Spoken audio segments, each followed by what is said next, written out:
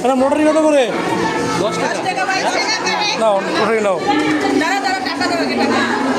দূরে দেন ম্যাডাম, দূরে দেন।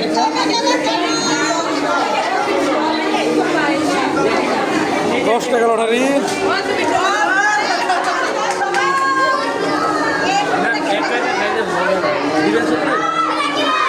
ম্যাডাম দূরে দেন, দুইটা দূরে নাও। একটা না, ওপেন করো। চকলেট নামু।